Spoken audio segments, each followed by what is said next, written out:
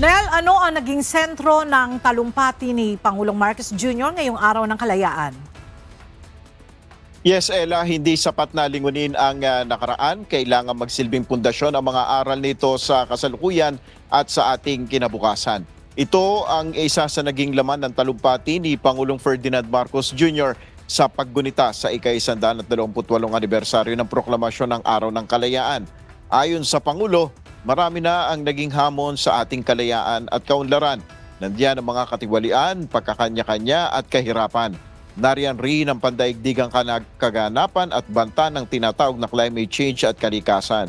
Sa kabila nito, nananatili ang paniniwala at pag-asa ni Pangulong Marcos sa galing, sipag at kabutihan ng lahing Pilipino. Kaugnay nito, may panawagan naman si PBBM sa bawat Pilipino. Sa bawat Pilipino, ito ang aking panawagan. Huwag po tayong mapagod na mahalin, piliin at ipaglaban ang Pilipinas. Ipalalim natin ang ating kamalayan, maging mapanuri sa katotohanan. Gamitin natin sa tama ang ating kakayahan, hindi sa masama. Lumaban ng patas sa araw-araw, huwag pagsamantalahan ang pinagpaguran ng iba. At piliin natin ang ikabubuti ng bayan laban sa interes ng iilan.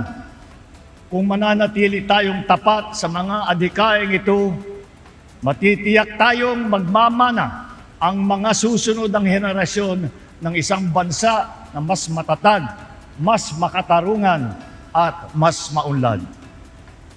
Tandaan natin na ang kapayapaan, kasarinlan at kalayaan na ating tinatamasa sa ngayon ay tinubos ng dugo ng mga nauna sa atin.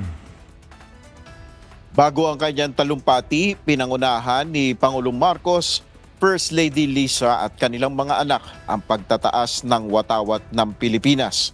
Kasunod nito ang pag-aalay ng bulaklak ng Pangulo sa bantayog ng pambansang bayani na si Dr. Jose Rizal sa Luneta Park. Yan muna ang ating update. Balik sa iyo, Ella.